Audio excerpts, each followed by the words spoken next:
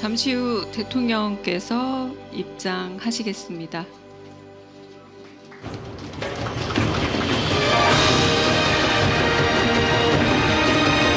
지금 대통령께서 입장하고 계십니다. 모두 자리에서 일어나 크게 박수하고 있습니다.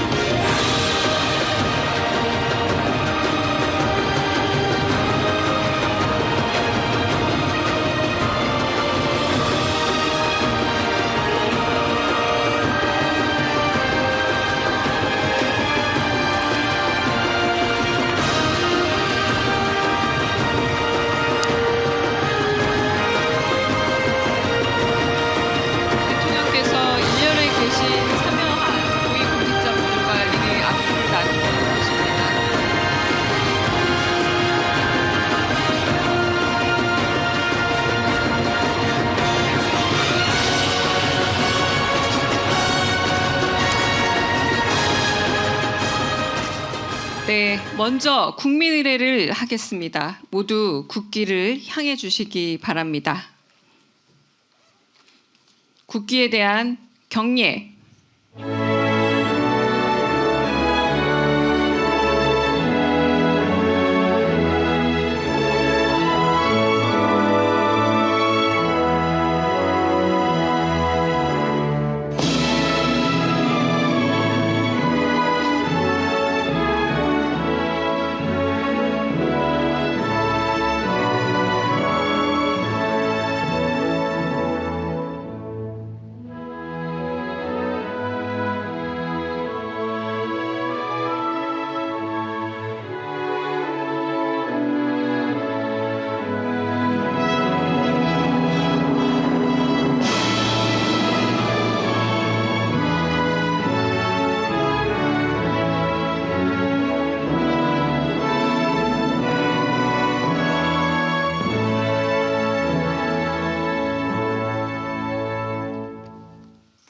바로 모두 자리에 앉아주시기 바랍니다.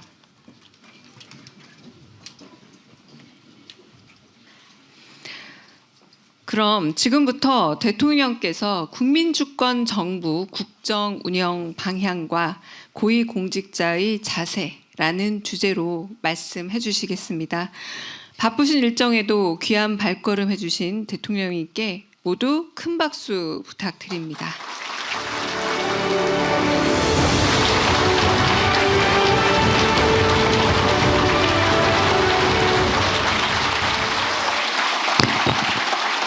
네, 여러분 반갑습니다. 제가 공무원 인재개발이라든가 거기 신임 사무관들 교육 과정에 갔을 때 느꼈던 그 열정 이런 것들을 봤는데 오늘도 약간 그런 게 느껴집니다. 네, 하여튼 여러분 반갑습니다.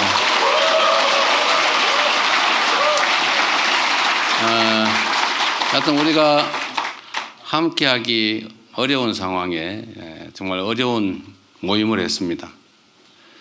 먼저 어제 밤까지 오늘 새벽까지 한미 무역협정 타결을 위해서 애쓰신 우리 장관님들, 총리님 할 것 없이 우리 일선 부서의 여러분들도 고생 많이 하셨습니다.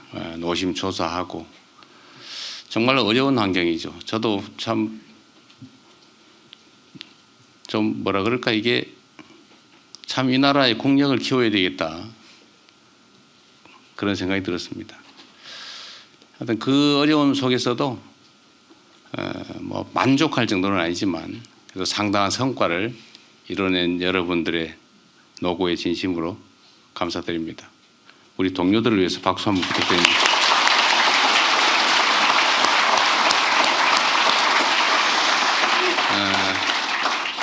제가 사실은 여러분들을 이렇게 따로따로 보면 좋은데 도저히 시간상 불가능해서 드리고 싶은 말씀이 있어서 한번 모이자고 했습니다. 너무 뭐 뻔한 얘기라서 여러분들 잘 아실 테고 또 이 자리에까지 오시기에는 어쨌든 많은 성과도 내고 평가도 잘 받은 결과가 아니겠습니까?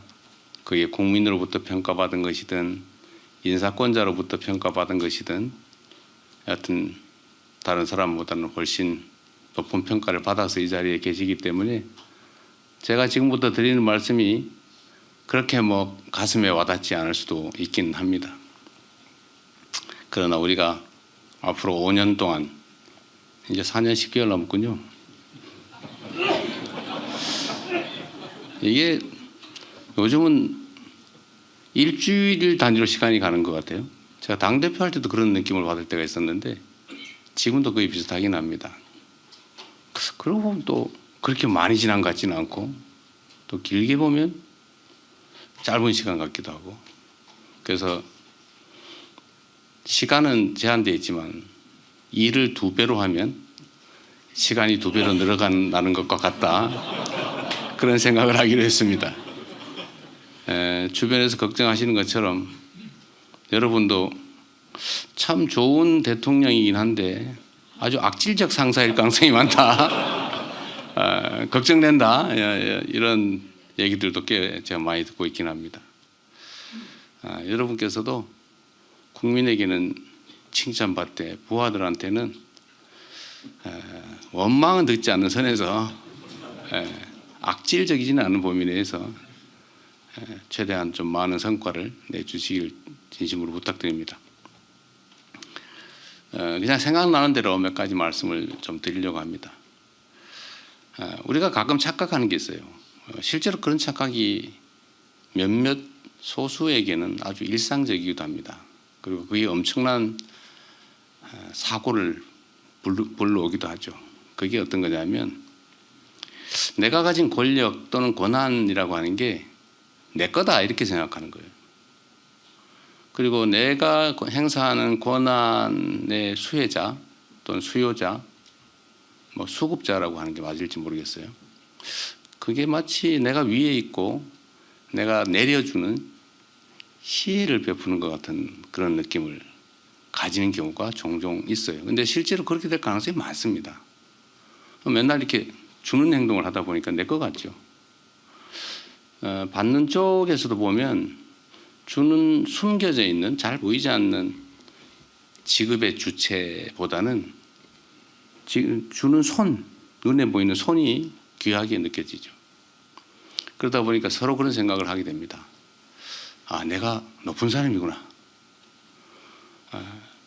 내가 저들과는 좀 다른 사람이구나. 일종의 특권의식, 어쩌면 나쁘게 얘기하면 지배자적 사고, 그런 것들을 하게 되죠. 내가 통치하고 있다. 지배하고 있다. 이런 생각을 하게 됩니다. 그게 저는 정말로 근본적으로 심각한 문제를 불러온다고 생각해요. 우리는 우리 국민들이 합의한 게 있죠.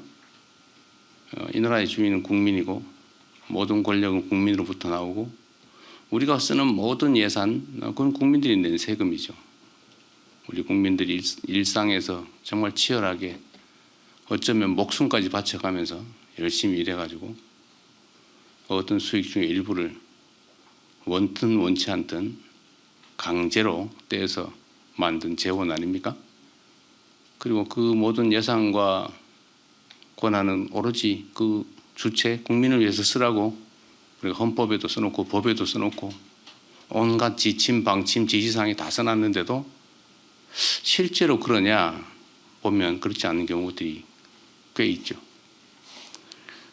그게 어느 순간에는 이게 내 거니까 뭐 내 마음대로 이런 생각을 하게 되면 권한을 남용하거나 예산을 낭비하거나 아니면 좀 더 한 발짝 나가면 부정부패를 하게 되거나 이렇게 되죠.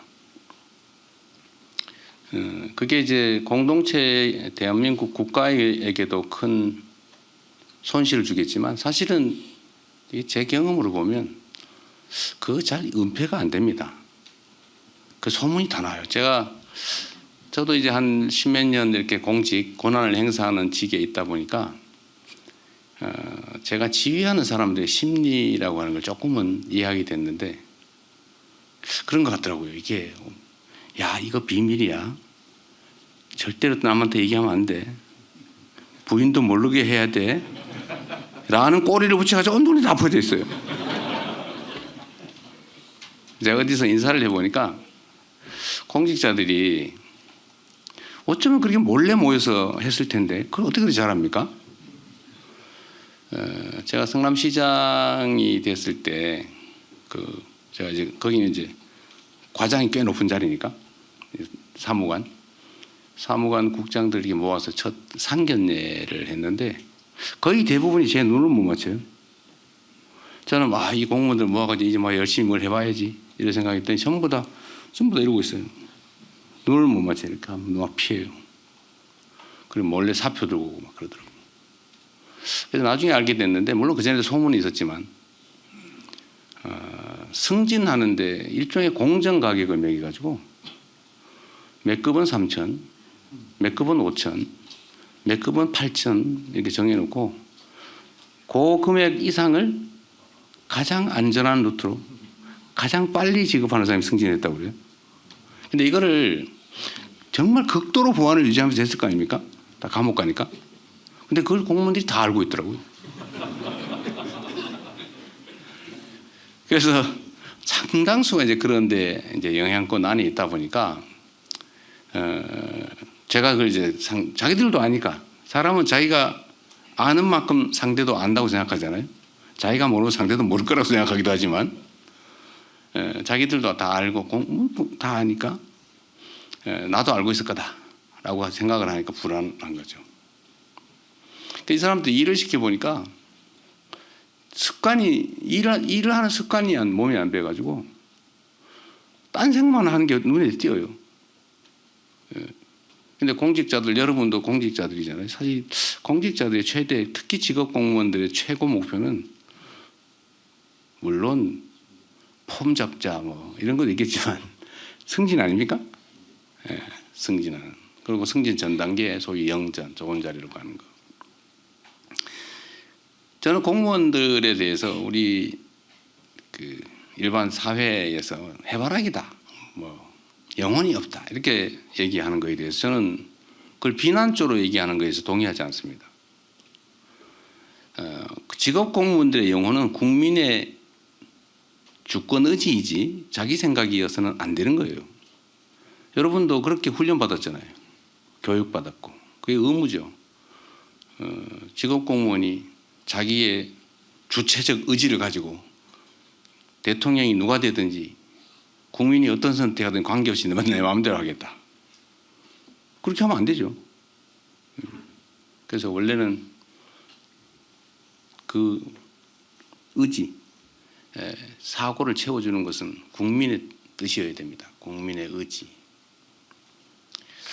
그런데 여하튼 공공직자들은 국민들이 선택한 예를 들면 첫 번째로는 대통령, 두 번째로는 여러 가지죠. 거기서부터 위임받은 또 그다음 재위임받은 재재위임받은 갈수록 한 칸씩 멀어지지 않습니까? 그 가까울수록 정당성이 높죠. 가까울수록. 근데 거기에 따라야 되는 거예요. 국민이 뜻이 동쪽에 있으면 동쪽으로 당연히 바라봐야죠. 그게 서쪽으로 옮기면 당연히 서쪽을 바라봐야죠. 그걸 해바라기라고 영혼이 없다고 비난할 게 아니라 그건 당연한 것이다. 그런데 공직자들이 그러면서도 자기 이해라고 하는 게 없을 수 없잖아요. 최대의 목표. 물론 그중에 가끔씩 나 돈 벌어야지 이런 사람이 있는데 그거 오래 못 가죠. 그거 오래 못 갑니다. 패가망신 가능성이 매우 높죠. 그런 사람은 오래 못 가요 실제로. 근데 공직자들은 자기 목표라고 하는 게 분명히 있기 때문에 그 목표에 부합하는 데를 찾기 마련이죠. 결국은 저기 인사권자 또는 그걸 평가하는 상사 이 사람이 술을 좋아하는구나. 같이 술 먹는 걸. 그럼 어떻게든 술을 사주려고 그러죠. 저 사람이 돈을 좋아하는구나. 그러면 부담스럽지만 할 수 없죠.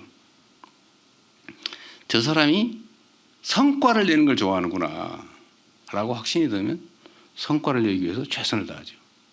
근데 이게 꼭 그렇게 말하지 않아도 사실은 동물도 말이에요. 착 지나가다 사람을 보고 저 사람이 나를 좋아하나 싫어하나를 알지 않습니까? 싫어하는 사람 같으면 막 왈왈 짖고 무서운 사람 같으면 깨갱하고. 근데 사람은 어떻게 했어요? 사람은 여러분도 딱 첫 번째 딱 보면 저 사람이 나를 좋아하는 건 싫어하는 걸 대충 알잖아요. 저 사람이 무슨 생각을 하고 있는지를 일상적으로 접하는데 모를 리가 없습니다. 이 사람은 이걸 좋아하는구나. 그러면 거기다 쫙 맞춰서, 물론 시간 속도는 좀 차이가 있어요. 변하는 속도. 제가 제 경험으로는 성남시 공무원들이 바뀌는데 한 2년쯤 걸리는 것 같더라고요.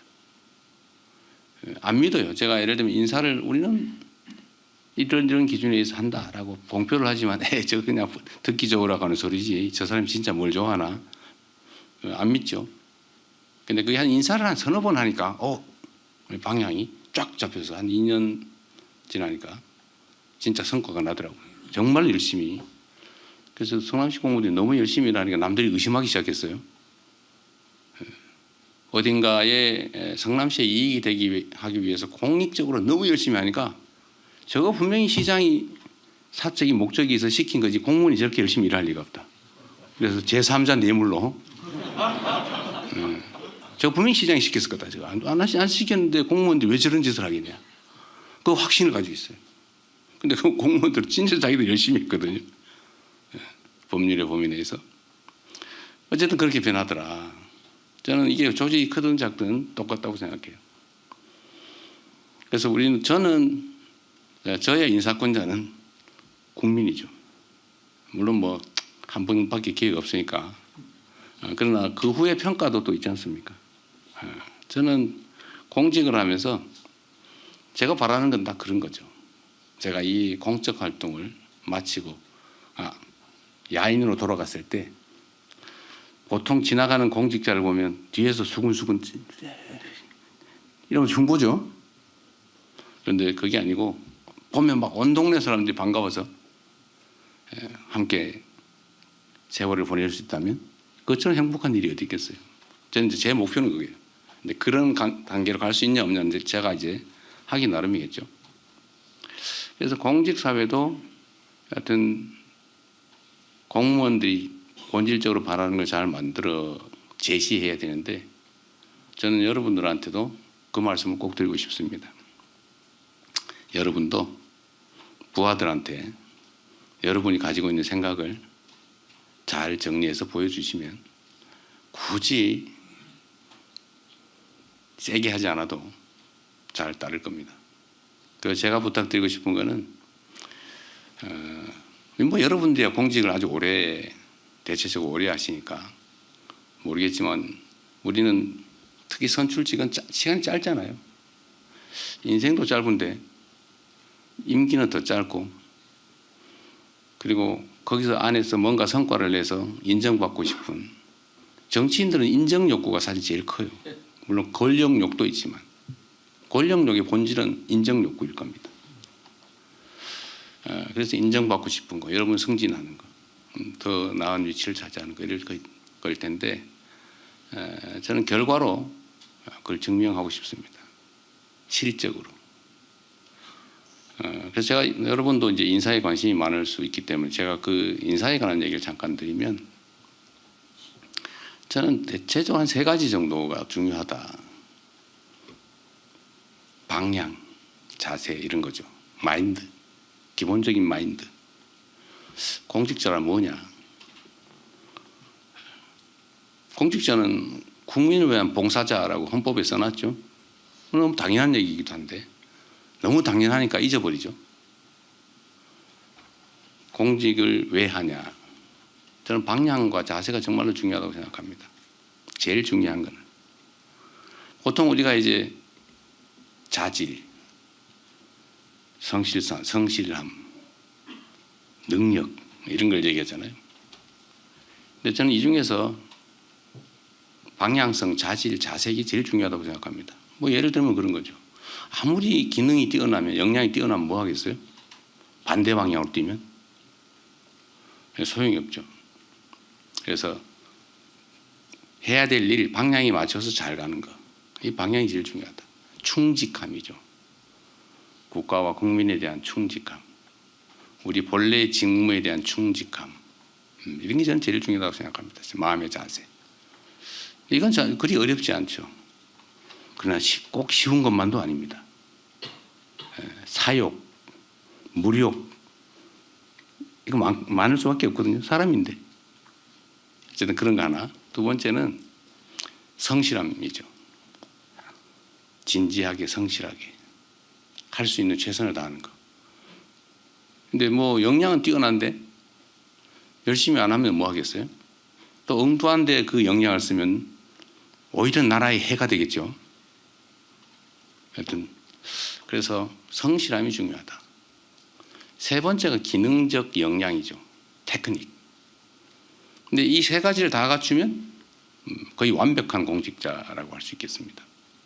그래서 저는 그런 사람을 찾기 위해서 참 많이 노력하죠. 여러분도 부하들 인사를 하실 때 잘 찾아주시기 바랍니다. 이 세 가지를 잘 갖춰서 지휘를 잘하면 세상이 많이 바뀔 것 같아요. 제가 선거 때 이런 얘기를 자주 했는데 저는 실제로 그렇게 생각합니다.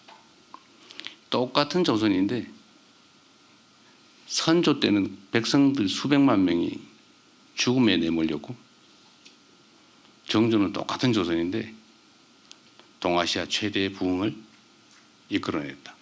조건은 별로 변한 거 없어요. 저는 그 중에 예를 들면 정조가 한 일 중에 여러 가지가 있지만 예를 들면 노비도 실력이 있으면 쓴다. 부정부패를 없앤다. 내가 최종 책임자이기 때문에 나도 열심히 공부한다. 죽을 때까지 공부한다. 끊임없이 연구하고 좋은 사람 찾기 위해 노력하고 신상필벌 제대로 하고. 문제는 이 관리가 잘 안 되잖아요. 한양도성에 이렇게 있으면 저기 전남 강진 사또가 뭔 짓을 하는지 알기가 어렵잖아요. 그래서 이 사또가 그야말로 사또 짓을 하지 않습니까?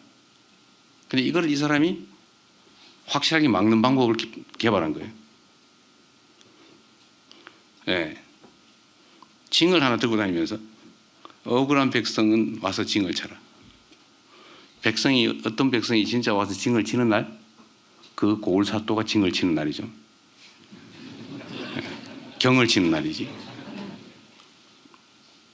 이걸 들려서 1년에 한 번씩 한 열흘 화성까지 왔다 갔다 하니까 뭐 징을 친 사람이 몇 명이나 되는지 잘 모르겠지만 그 존재 자체만 가지고 전국의 관리 아전들이 무서워서 어디 타막질을 할 수 있겠습니까? 무서워서. 경계 효과가 확실하죠. 저는 그래서 그 조선 시대, 정조 시대 정말 어려운 상황이지만 조선의 부흥을 만들어냈다 생각합니다. 저는 공직자 한 명 한 명이 똑같다고 생각해요. 공직 또는 정치 영역에 우리 정치인들 여기 몇 분 계신데 이 정치인이나 공직자랑 비슷한데 하자면 일이 끝이 없고 안 하자면은 거의 안 해도 됩니다. 그게 공직이거든요. 정말 하자면 끝이 없어요. 아마 여러분 죽을 때까지 해도 다 못 끝낼걸요 아마. 민원이 전국으로 따지면 한 2, 3천만 건 되지 않을까 싶은데 그거 하나씩 다 해결하려도 보통 일이 아니죠. 끝이 없어요. 거의 무한하죠. 그런데 안 하자고 하면 너무 많기 때문에 안 하나 비슷하다고 생각되죠. 평균적으로 따지면. 안 해도 별로 표시가 안 나요. 누구나 따라 쇼나 좀 하고 힘센 사람한테 좀 이렇게 선 좀 떼놓고 어디 영향력 있는 데서 좀 홍보 좀 잘하고 하면 뭐 별로 차이가 없죠. 그런데 하느냐 안 하냐에 따라서 끝없는 일을 한번 열심히 한번 해치워 보겠다고 하는 공직자가 있는 조직하고 어차피 하나 안 하나 똑같은데 뭐 술이나 한잔하고 친구나 사귀면서 즐겁게 인생 한번 살아보자. 누려보자. 놀아보자. 이렇게 한 경우 세상은 정조 때 조선과 선조 때 조선처럼 정말 천양지차가 되죠. 저는 지금 현재 대한민국도 다르지 않다고 생각합니다. 기업들도 보면요. 똑같은 조건에서 똑같은 상품을 똑같은 인력을 가지고 똑같은 조건에서 시작을 하는데 어딘가는 글로벌 기업으로 성장을 하고 어딘가는 망해버리죠. 동네 조그마한 구멍가게도 똑같아요. 동네 조그마한 구멍가게를 해도 결국은 그 경영하는 주인의 마인드, 그래서 지나갈 때 걸레 들고 하나씩 닦아 이런 사람하고 시간만 나면 놀러 가는 사람하고 흥망이 결정이 되죠. 처음엔 차이 별로 안 나요. 미세한 차이죠. 더하기를 해나가는 사람이냐 빼기를 해가는 사람이냐 이게 결국 시간이 지나면 축적이 돼가지고 흥하거나 망하거나 둘 중에 하나로 아주 극단적으로 갈라지지 않습니까? 여러분들도 우리 국민들이 볼 때는 엄청난 고관 대작에 해당되지 않습니까? 아니에요? 아닌 척 하시는데 우리 국민들이나 보통 사람들이 보면 그래요. 엄청나게 높은 사람이고 엄청나게 막강한 영향력을 가진 정말 쳐다보기도 쉽지 않은 대단한 사람들이죠. 대단한 사람 맞아요. 여러분들 손에 누군가의 목숨이 달려있는 경우가 많습니다. 여러분들이 이렇게 하냐 저렇게 하냐 여러분들은 책상에서 고민하다가 보고서 올라오고 보고다 에이 이렇게 그냥 해버릴 수도 있지만 이 하나의 결정에 수없이 많은 사람들의 인생이 걸려있고 어떤 사람들은 사업에 흥망이 걸려있고 어떤 사람은 가족들 또는 본인의 목숨이 걸려 있습니다. 우리가 민원이라고 하는 것을 참 수없이 많이 접하게 되는데 이제 하다 보면 내성이 생기죠. 근데 자리가 높아지고 고위직이 되면 될수록 더 많은 영향력을 가지지만 더 많은 사람을 접하게 되고 더 무감각해질 가능성이 높죠. 그런데 여러분들의 결정 또는 공직자는 누구도 말단도 마찬가지입니다. 저도 마찬가지. 저는 매우 두려운 생각을 가지고 예를 들면 판단을 하거나 보고를 받거나 합니다. 내 이 판단과 결정으로 얼마나 많은 사람이 어떤 영향을 받게 될까? 누군가가 내 이 결정으로 죽을 사람이 살아날 수도 있고 살 수도 있는 사람이 죽지 않을까? 제가 노동부 장관과 우리 강요 여러분들을 불러서 공개적으로 방송을 켜놓고 어떻게 사람이 이렇게 일하다 죽을 수 있냐라고 한마디씩 하면 누군가는 조금은 조심할 거고 누군가는 야 이러다 처벌받는 거 아니야? 라는 사람도 있을 거고 어떤 사람은 야 돈 벌자고 우리가 이러면 되나? 남의 가정을 파괴하면 되겠나? 라고 생각해서 개과천선하는 사람도 있을 수 있고 하여튼 선한 변화가 있겠죠. 그러면 1년에 6, 700명씩 죽어가는 사람들 그 사람들이 5, 600명으로 줄어들면 한 100명 정도는 목숨을 건지는 겁니다. 말 한마디에 행동 하나에 이거보다 훨씬 더 큰 것도 많죠. 예를 들면 한미통상 협상 제가 머리 빠진 이빨이 흔들려가지고 사실은 내가 말을 안 해서 그렇지 가만히 있으니까 진짜 가만히 있는 가만히인 줄 알고 말이에요. 말을 하면 악영향을 주니까 말을 안 한 거예요. 그러나 말 안 하는 와중에 오리가 물살에 떠내려가지 않기 위해서 우아한 자태로 있지만 물 밑에서는 얼마나 생 난립니까? 우리 가까이 있는 참모분들은 알지요. 우리가 얼마나 노심초사하면서 정말 어떤 행동을 하고 있는지. 하여튼 그것도 좁게 보면 우리 기업들의 해외 시장에 관한 얘기이기도 하지만 사실은 대한민국 국민들의 부담일 수도 있고요. 어쨌든 그 결정 하나하나가 엄청난 영향을 미친다. 저는 지금 이 상황 대한민국이 저는 흥망의 기로에 서 있지 않나 하는 생각을 할 때가 가끔씩 있습니다. 계속 플러스 성장 발전의 길을 갈 거냐. 물론 그 각도는 많이 떨어지고 있죠. 아니면 아예 퇴행 그 길을 갈 거냐. 이 그래프가 상향할지 하향으로 전환해 버릴지 저는 그 분기점에 있다는 생각이 듭니다. 여러분도 매우 그 중요한 변곡점에 저와 함께 서 계신 거죠. 여러분들 손에 대한민국의 운명이 크게 보면 대한민국의 역사가 달려 있고 작게 좁게 보면 누군가의 목숨이 달려 있다. 저는 극단적인 선택을 결심해 본 적도 있어서 그 사람들의 입장이나 이런 걸 조금은 이해해요. 가족을 끌어안고 죽어가는 그 결정을 하는 그 사람들 마음이 어떻겠습니까? 지금 이 순간도 그런 사람 많죠. OECD 국가 중에서 가장 많은 사람들이 스스로 극단적 선택을 하잖아요. 대한민국이 1년에 15,000명씩 한 개 도시가 사라지고 있어요. 매년 15,000명이면 웬만한 군 규모가 되거든요. 1년에 작은 군 규모 하나씩 사라지고 있습니다. 그런데 일본이 얼마 전에 자살률을 떨어뜨리기 위해서 뭐 정부 차원의 종합적인 대책을 해서 노력을 했더니 절반으로 떨어졌다고 해요. 자살률이. 우리도 사실 그런 걸 할 수 있죠. 바쁘고 힘들긴 하지만 우리의 노력에 따라서 지금 15,000명을 절반으로 줄이면 7,000명이 목숨을 건지는 거죠. 그게 다 우리 손에 달려있다. 그런 생각이 듭니다. 그래서 여러분들은 우리 공직자는 저는 작은 신의 역할을 하는 사람들이라고 생각해요. 신이 뭡니까? 사람이 못하는 신의 유일한 능력은 저는 제일 큰 능력은 생명을 창조하고 거둔다는 거 아닌가요? 그 여러분들 하기에 따라서 누군가가 죽을 사람이 살 수도 있습니다.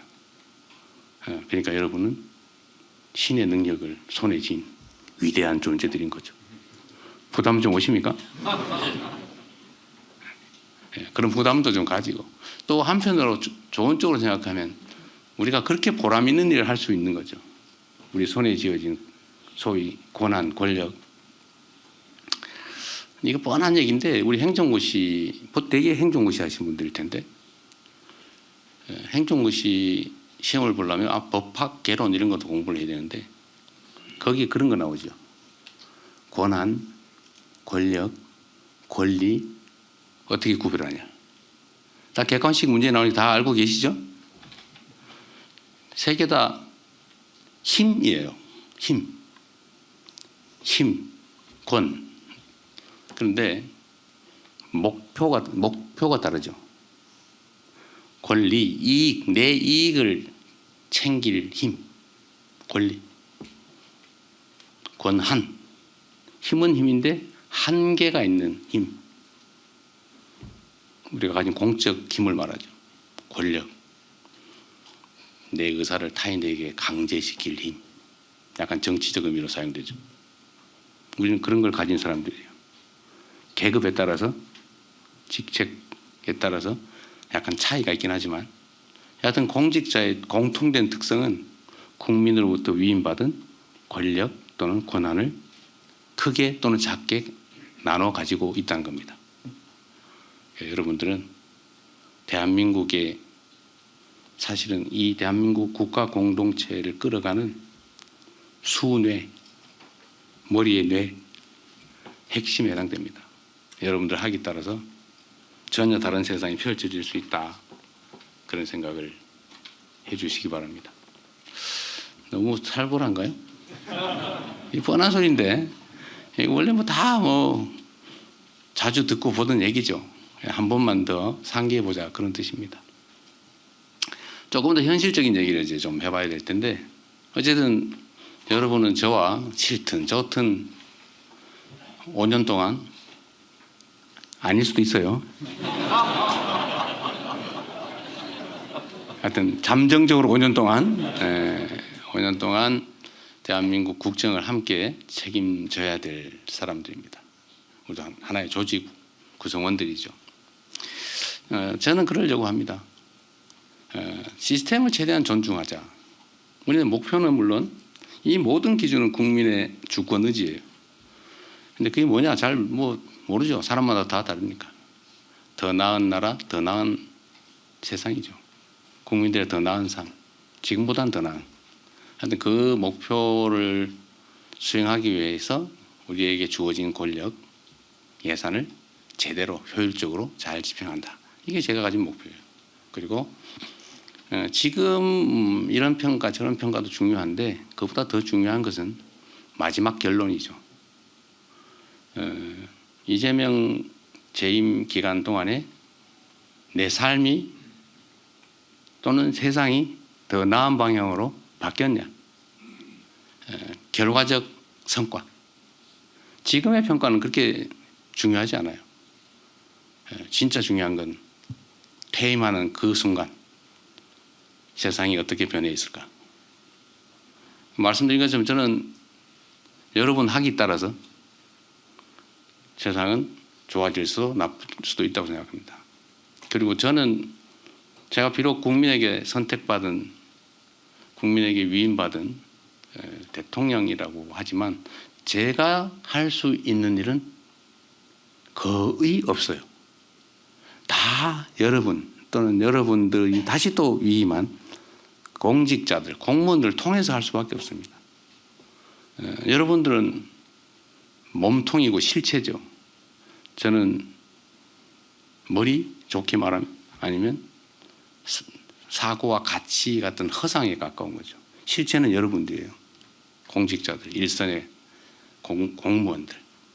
여러분들이 잘해야 됩니다. 여러분들을 어떻게 하면 잘하게 할까? 핵심은 공정한 인사겠죠. 물론 잘 안 믿어요. 믿기 어려워요. 제가 해보니 그렇더라고요. 진짜로.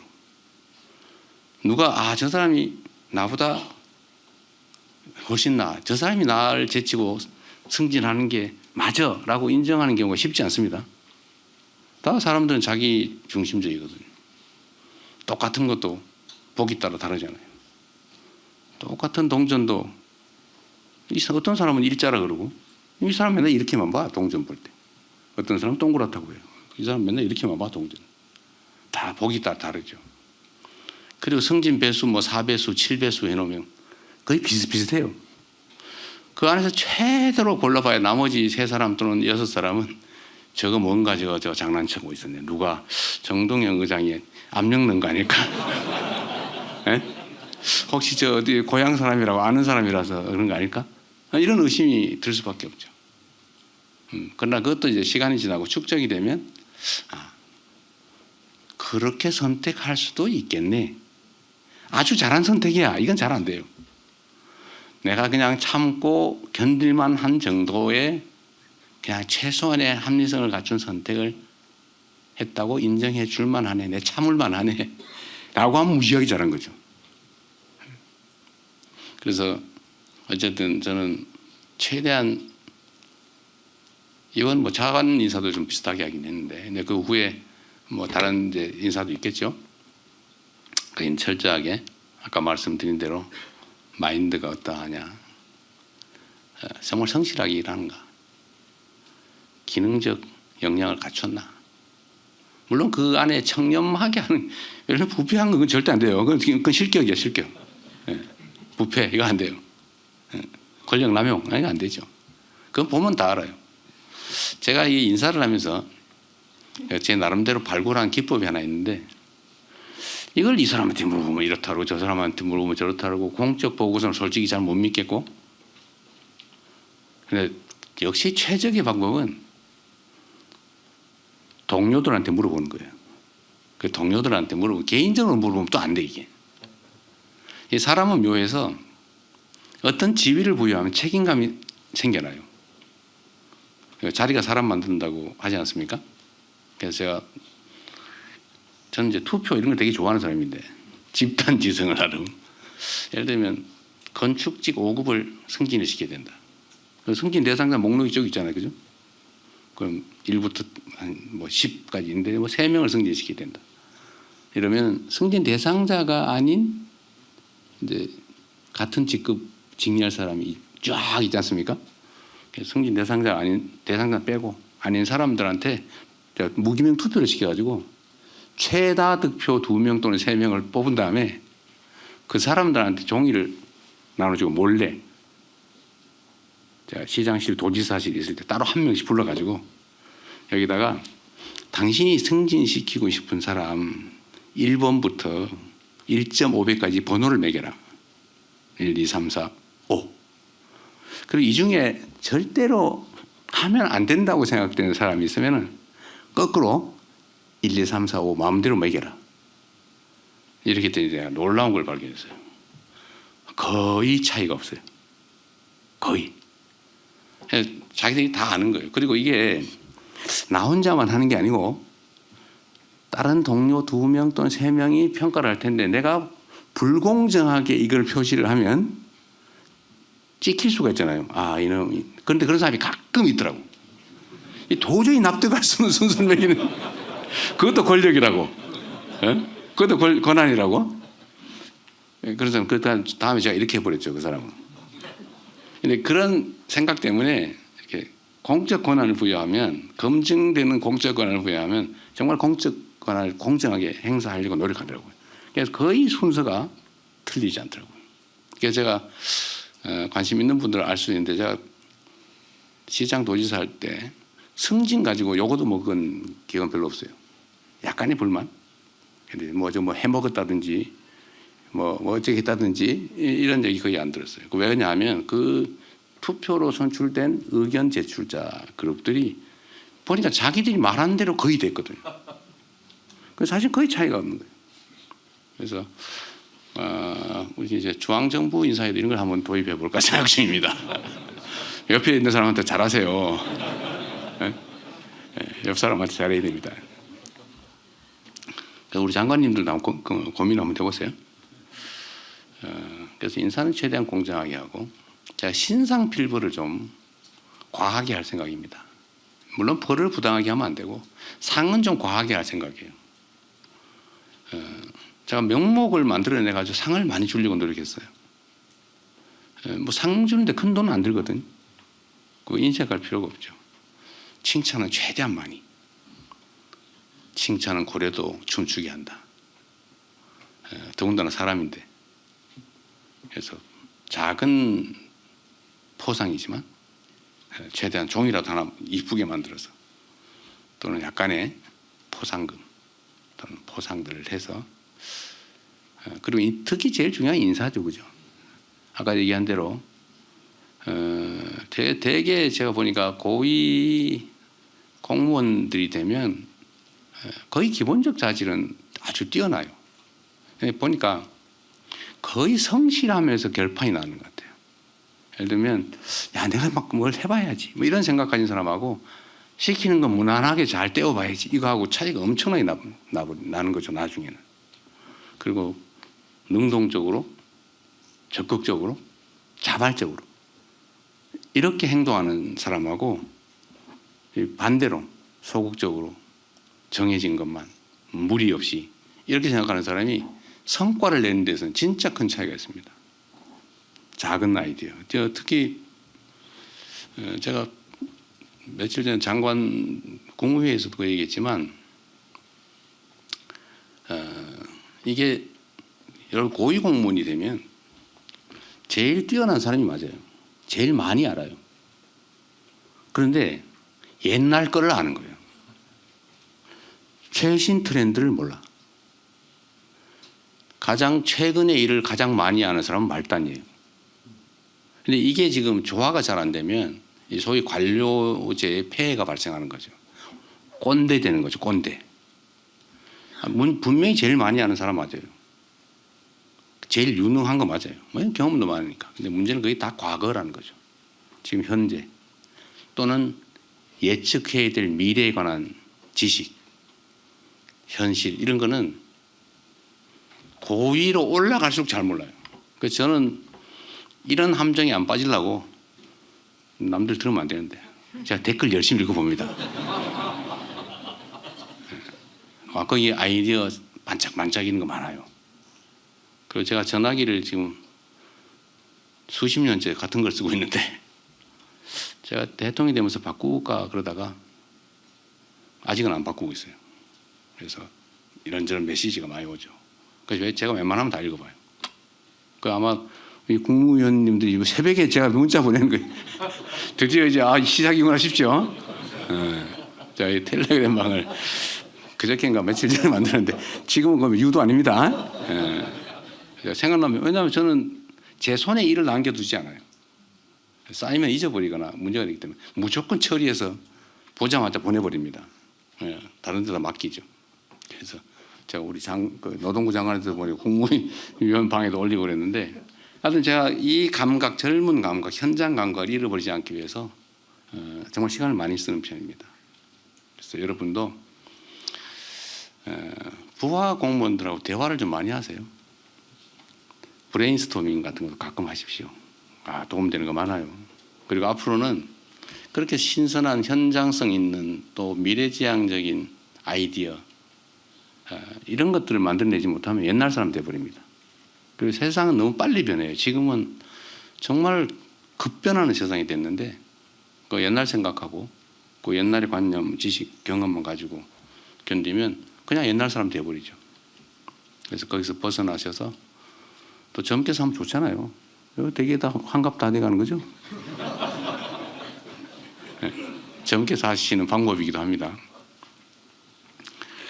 그래서 대화도 많이 하시고 브레인스토밍도 하시고 소통도 많이 하시고 그리고 가급적이면 조직을 기본적인 권위를 잃지는 말고 지휘 체계는 잘 유지하되 정서는 수평적으로 하면 가급적이면 그래야 대화 말을 해요. 제가 공무원 사회의 특성을 봤는데 말 안 하기 대회하는 것 같더라고요. 누가 더 말을 안 하나. 이게 경직돼 가지고 근데 이것도 바꾸는 게 좋죠. 그래서 어쨌든 원래로 되돌아가면 실적과 성과로 결국은 평가할 수밖에 없을 거다. 나머지는 거의 비슷합니다. 그러니까 말씀드렸던 대로 기본적인 방향이 엉망이다. 그런 사람이 살아남았겠어요? 그건 쉽게 구분돼요. 기본적으로 불성실하다. 그것도 아주 쉽게 구분됩니다. 나머지 그럼 역량 이런 건데 결국은 이제 끊임없이 자기 역량을 키워야죠. 그 역량의 핵심은 어쨌든 미래를 내다보는 거다. 예정된 시간이 지나고 있는 것 같아요, 그죠? 맞습니다. 한참 지나버려. 아니 뭐 지겹지만 않으면 좀 더 해도 괜찮은데 내가 분명히 다음에 발표할 거 지겨울 거거든.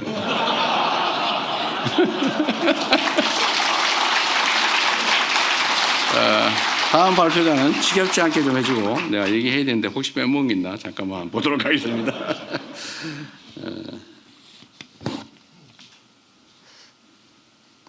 그리고 이건 하나 얘기를 좀 해야 되겠어요.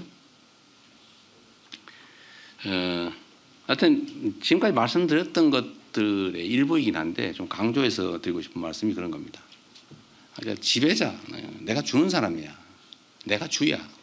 이거는 일부러 그렇게 생각하는 건 아니지만 그렇게 될 가능성이 매우 농후해요. 원래 그러니까. 그래서 거기서 행정 편의주의라고 하는 게 생겨나죠.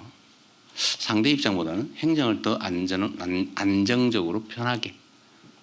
그래서 얼마 전에 나온 예를 들면 이게 이제 수요자가 안 돼 보면 그 마음을 잘 몰라요. 근데 행정은 수요자 입장에서 생각하고 정책도 만들고 집행하고 이러면 진짜 칭찬받습니다. 근데 안 돼요, 잘. 귀찮거든. 일단 시간도 많이 걸리고 에너지도 많이 소모되고 그리고 이제 대접받는 자리 권력이 있으면 대접을 받게 돼 있어요. 뭐 인정 안 할 수가 없잖아요. 대접받는 자리에 오래 있다 보면 자꾸 고개가 올라가고 허리가 뒤로 이렇게 넘어가죠. 악수할 때도 앞으로 가기보단 뒤로 넘어가는 이상하게 그런 사람도 있어요. 악수할 때는 꼭 뒤로 넘어가. 정치인 중에 그런 사람이 있어요. 특히 일당 독재 지역에 그런 사람이 꽤 있습니다.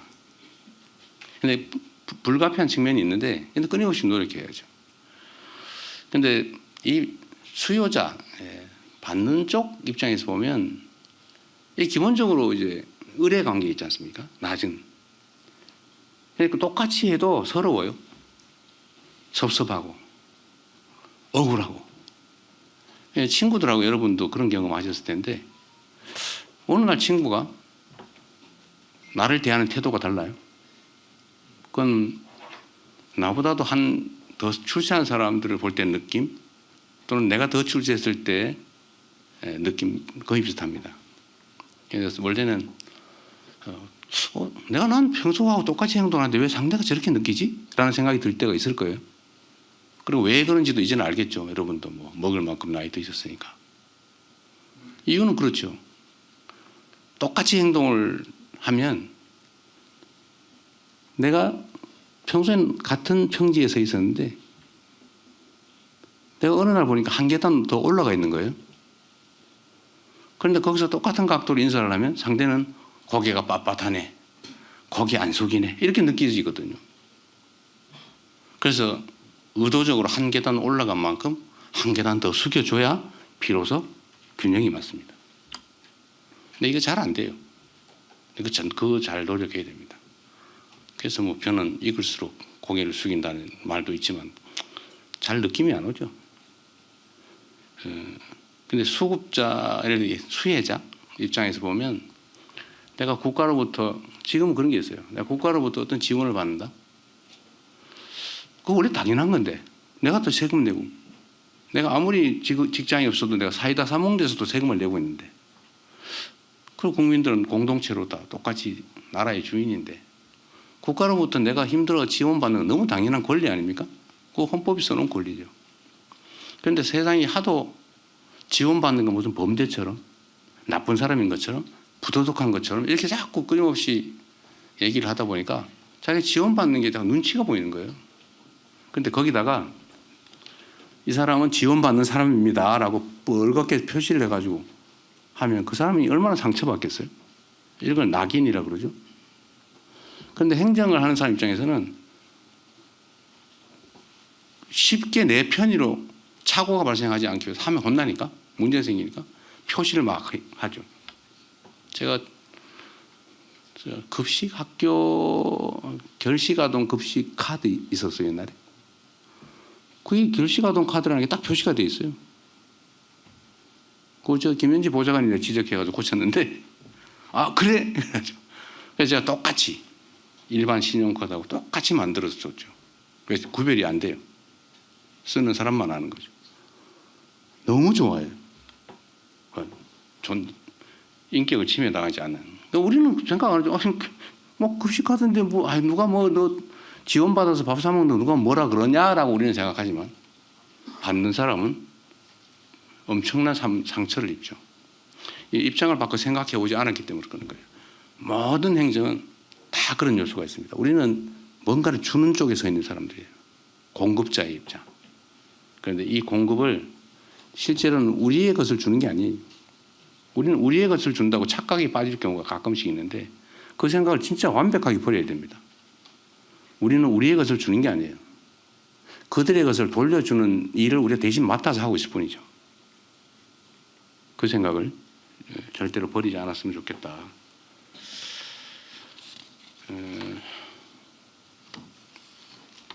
그리고 거의 다 끝나갑니다. 일종의 강의라기보다는 지시사항에 가깝기 때문에 좀 견뎌주시기 바랍니다.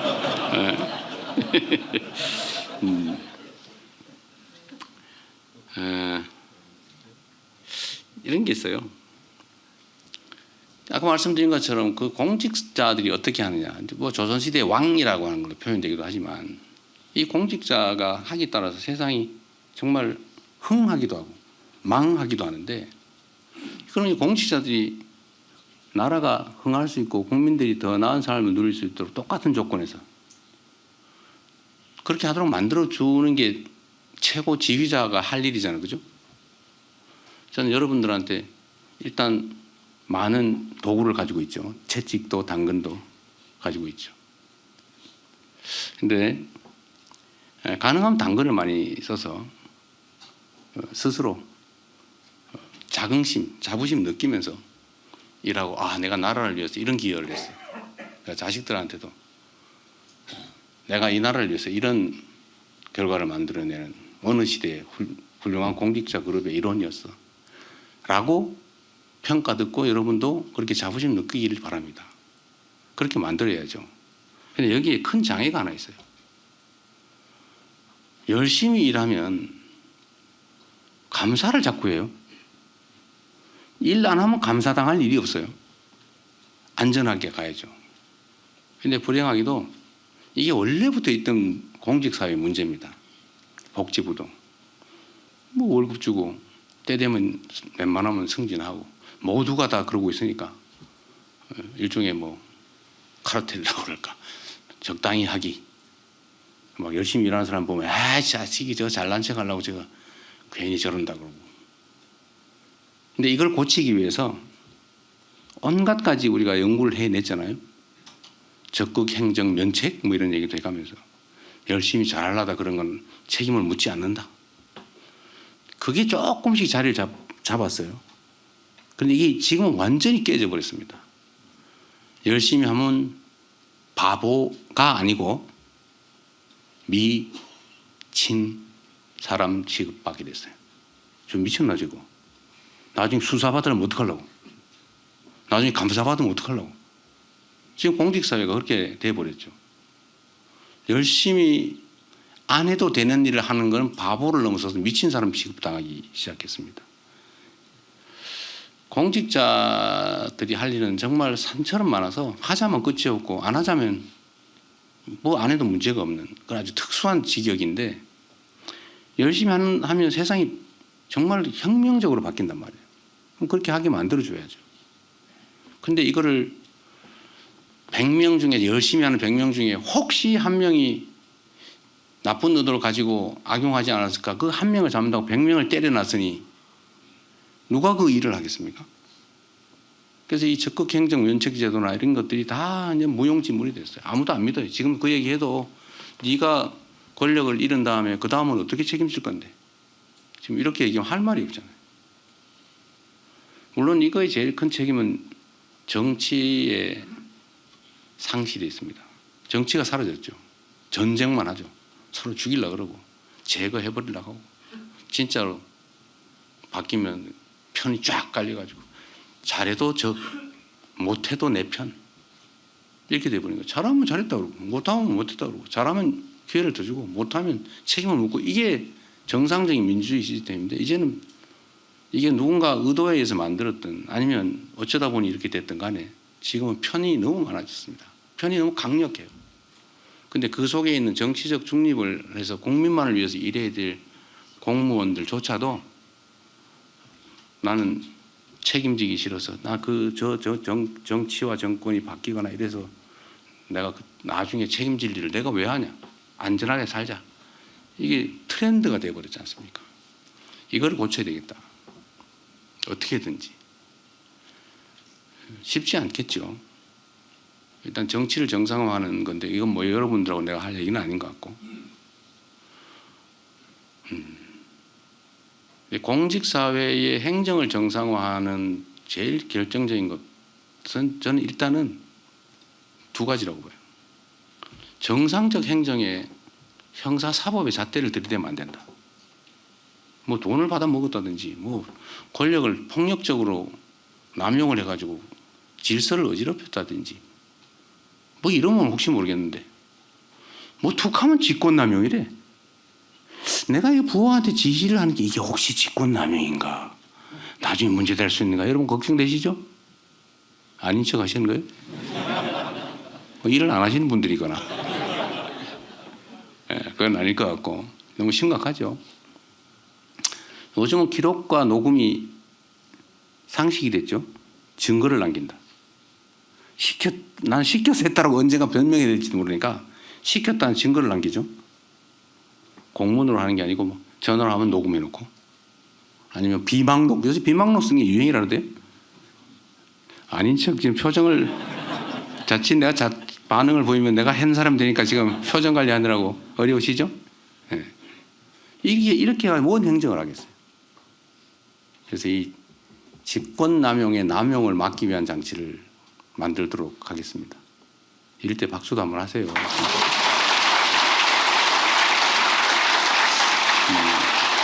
권력을 가지고 아까 말씀드린 권력, 내 의사를 타인에게 강제할 수 있는 힘, 이 권력이 공직자가 가진 힘의 원천인데 조금만 뭐 있으면 권력을 남용했다는데 이 남용의 기준이 뭐예요 도대체?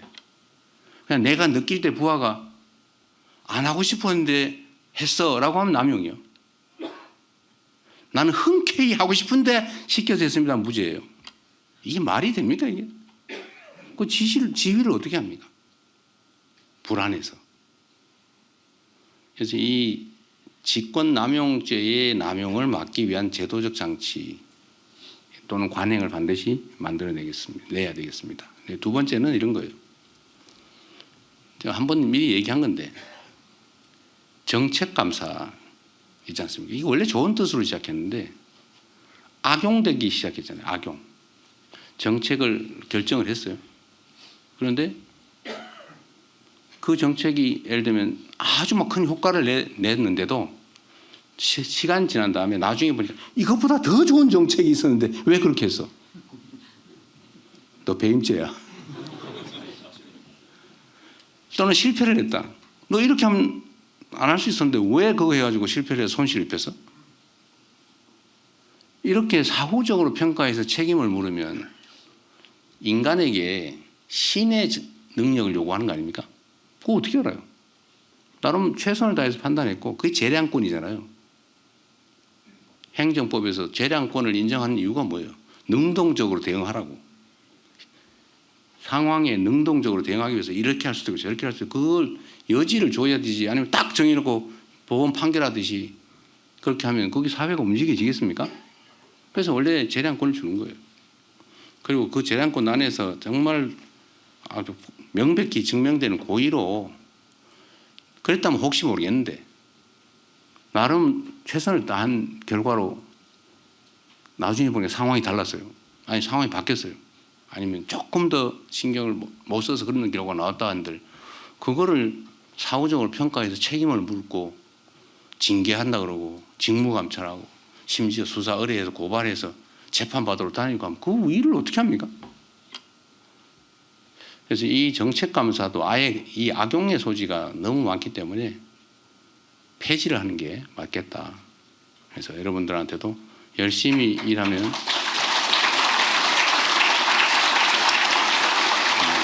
이거 억지로 친 거죠?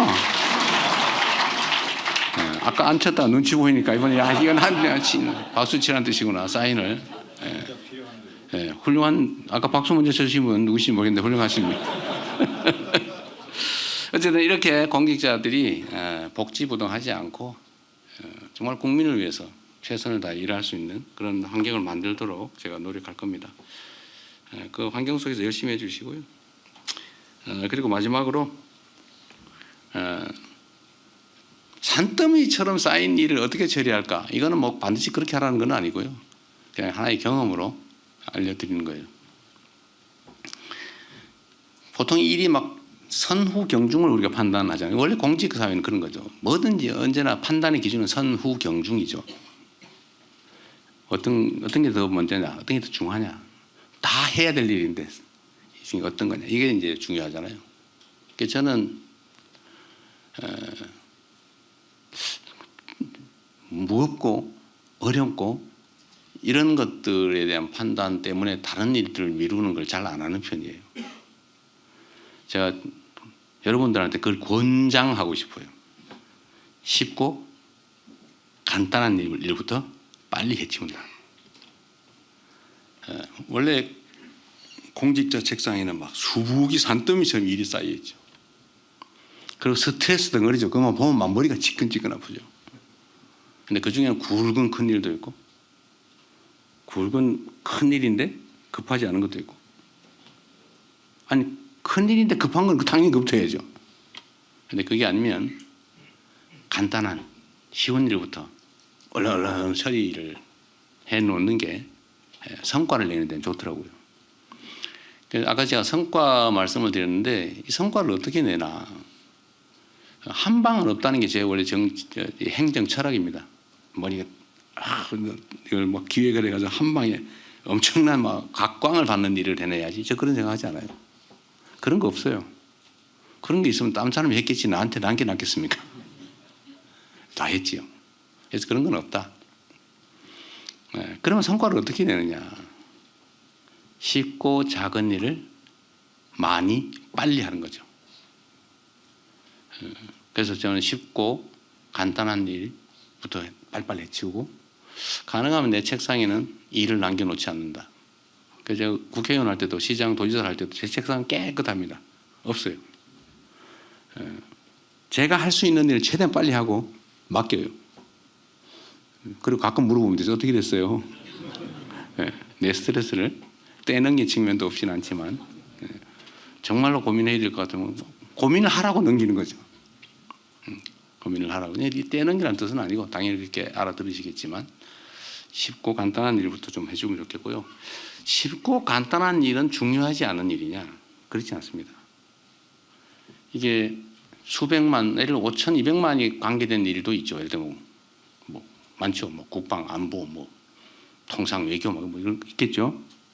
그러나 그것도 사람들 개개인을 보면 똑같은 일이고 개별적인 민원, 여러분들이 받게 되는 수없이 많은 민원들, 이걸 그 사람들 입장에서는 목숨이 달린 일이에요. 그 사람들한테는 대외 대미 통상 문제나 내가 내는 어디 앞에 허가를 받냐 못 받냐 하는 문제나 다를 바가 없어요.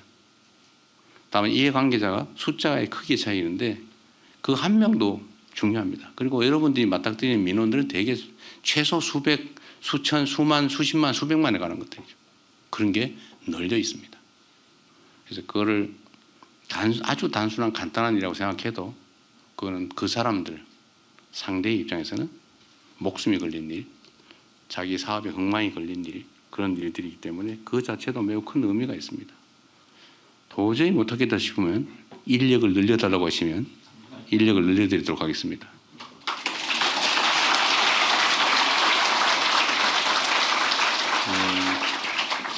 제가 더 하면 민폐 같아서 이것만 해도 엄청 많이 했네요. 하여튼 여러분 제가 공식적으로 드리고 싶은 말씀은 거의 다 드렸기 때문에 다음에 한번 또 기회를 갖기로 하겠습니다. 정말로 여러분들은 내 직업의 직장 또는 직업일 수도 있지만 그러나 이거는 개인 사업 또는 사적인 일과는 차원이 다른 대한민국의 운명이 달린 일을 하는 분들이세요. 그래서 여러분이 쓰는 1시간은 5,200만 시간의 가치가 있다. 여러분 그래서 귀한 존재들입니다. 여러분 스스로를 귀하게 소중한 존재로 여기시고 국민들이 기대하는 만큼 국민들이 맡긴 만큼 책임을 다해 주시기를 진심으로 당부드립니다. 고맙습니다. 귀중한 말씀해 주신 대통령님께 다시 한번 뜨거운 박수 부탁드립니다. 네, 정조의 현장 점검과 백조의 물갈 퀴즈에서 나온 업무 파일, 비밀 업무 파일을 본 듯합니다. 신의 힘과 그리고 책임을 나누어 가지신 여기 계신 고위 공직자 여러분들의 어깨가 무겁지 않을까라는 생각이 드는데요. 네, 그럼 좀 정리가 되는 대로 그럼 지금부터 행사를 비공개로 전환하겠습니다.